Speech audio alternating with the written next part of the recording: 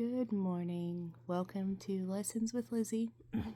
I am Liz Calton coming to you from East Tennessee this morning, and I hope everyone has had a great week and is just ready for a fantastic devotional this morning. And today we are retouching from an earlier lesson. And in my first video, if you want to scroll around and go back to the very beginning, it was entitled Get Out of the Boat. And I was talking about how I was inspired by Jesus telling Peter to get out of the boat and to go on that leap of faith to start my videos.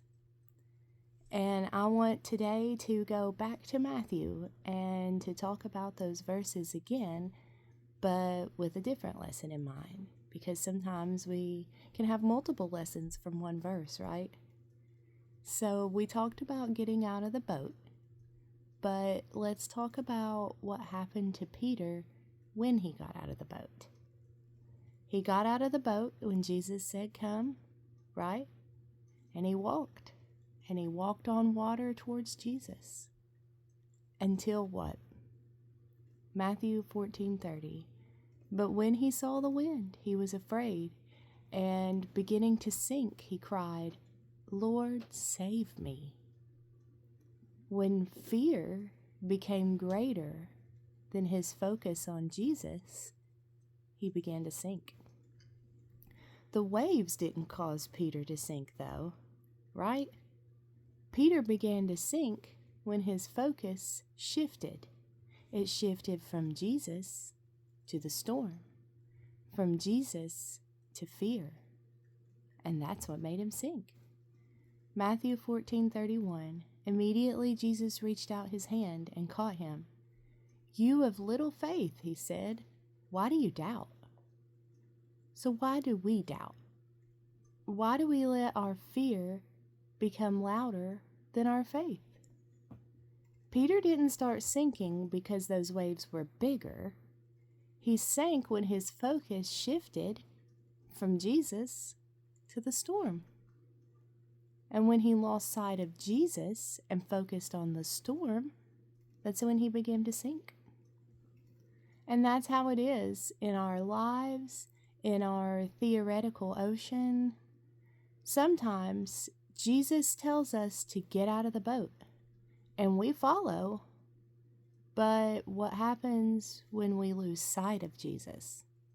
When we focus on the storm?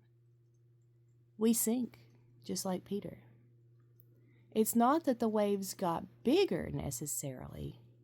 It's that we lost sight of Jesus, the one who is supposed to save us, the one who protects us, the one who makes sure that we walk on that water with him. It's not just about taking that first step. It's not just about getting out of the boat. It's also about keeping your eyes on Jesus.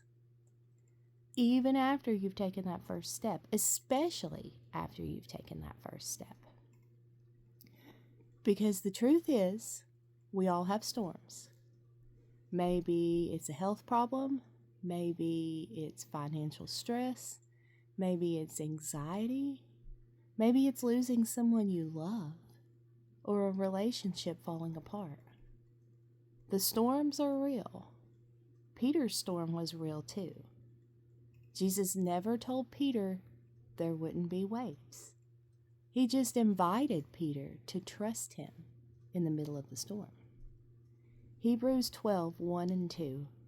Therefore, since we are surrounded by such a great cloud of witnesses, let us throw off everything that hinders and the sin that so easily entangles, and let us run with perseverance the race marked out for us, fixing our eyes on Jesus, the pioneer and the perfecter of faith.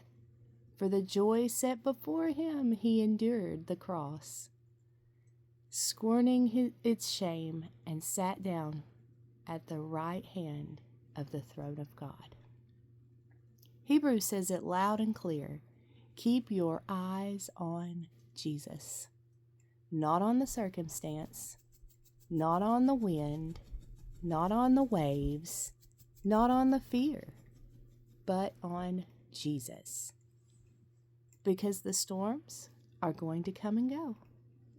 Life is going to happen. There will always be another wave, another fear, another obstacle, but our peace doesn't come from calm water. It comes from keeping our eyes on the one who walks on it. So this week, ask yourself one question. What am I looking at? Am I looking at my problems? Or am I looking to Jesus? Because wherever your focus goes, your faith will follow. Keep your eyes on Jesus. Thank you for tuning in to Lessons with Lizzie. See you next time. And remember, Jesus loves you, and I do too. Bye.